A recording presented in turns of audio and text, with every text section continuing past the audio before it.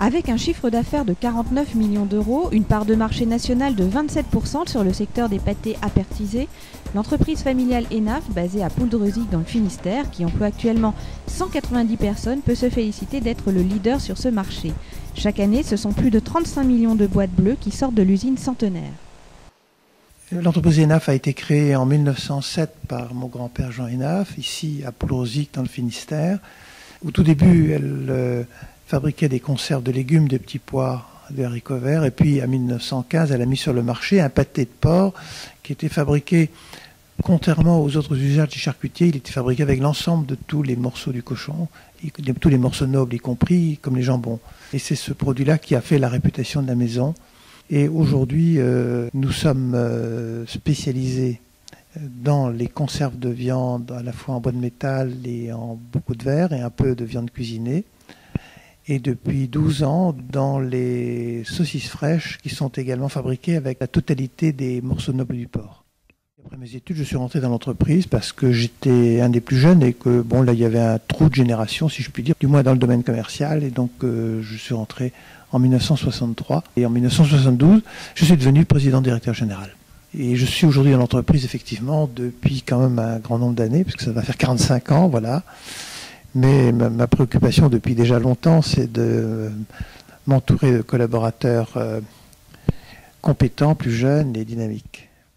Nous réalisons un chiffre d'affaires un peu supérieur à 45 millions d'euros. Notre chiffre d'affaires est majoritairement un chiffre d'affaires en France, bien sûr, mais nous faisons près de 10% à l'étranger.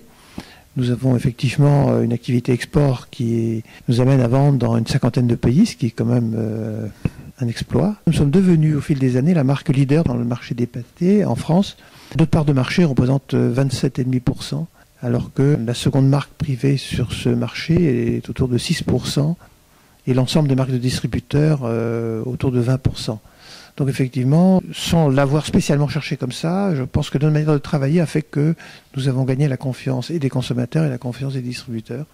C'est ce qui nous permet d'être aujourd'hui dans cette position-là de catégorie captain, comme on dit maintenant, c'est-à-dire que aux yeux de nos clients distributeurs, c'est un peu à nous de piloter le segment de ce produit et d'aider ce segment à évoluer, d'innover, et puis également de donner des recommandations pour la mise en magasin de ces produits-là.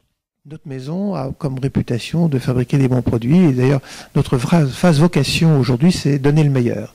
Voilà ce que nous cherchons à faire, sans faire des produits extrêmement sophistiqués. C'est la manière pour nous de nous différencier, et pour l'exprimer, nous utilisons notre marque.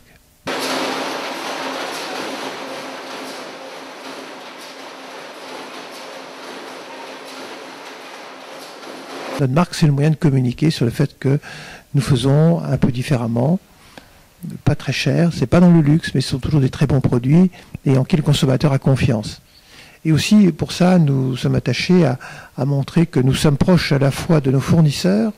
C'est ainsi que, par exemple, dans une boîte de pâté ENAF, la boîte bleue, la boîte vide, l'acier vient de la région nantaise, les boîtes sont fabriquées à Douarnenez, les cochons viennent de la Pointe de Bretagne, ils sont fabriqués à Pouldreuzic aussi.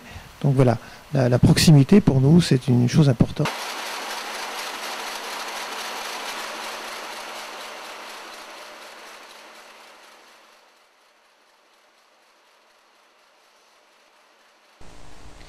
L'entreprise ENAF vient de recouvrer l'agrément USDA et de fait a l'ambition de doubler la part de son chiffre d'affaires à l'export d'ici les 5 ans à venir. L'agrément USDA, oui, alors ça a fait un peu de bruit là récemment dans la presse parce que nous sommes la deuxième entreprise française à nouveau obtenir l'agrément des autorités américaines pour les produits de viande, et d'ailleurs nous sommes la seule société française qui l'est pour les produits de porc.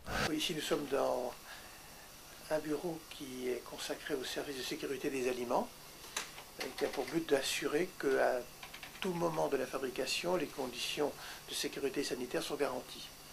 Depuis l'hygiène préalablement des locaux et des matériels, jusqu'au contrôle des points critiques, la vérification que les points critiques ont bien fait l'objet de contrôle comme il fallait, ou que les mesures correctrices ont été prises.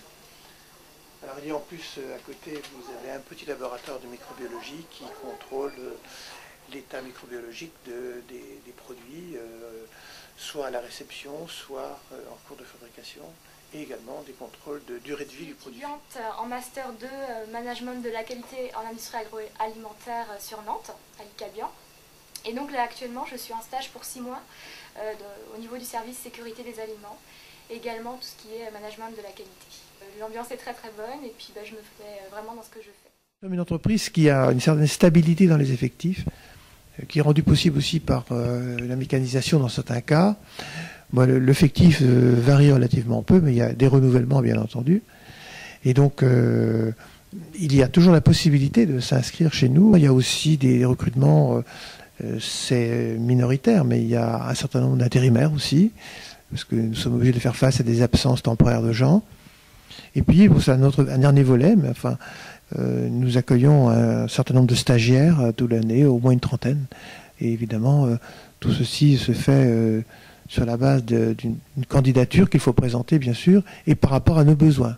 C'est-à-dire qu'on ne vient pas chez nous en touriste. On vient chez nous pour travailler avec nous, pour apprendre sans doute, mais aussi pour partager avec nous les valeurs qu'on a dans l'entreprise, à laquelle nous sommes très attachés. C'est effectivement, bien sûr, le goût de la qualité. Ça transpire, paraît-il, chez nous, tout le temps.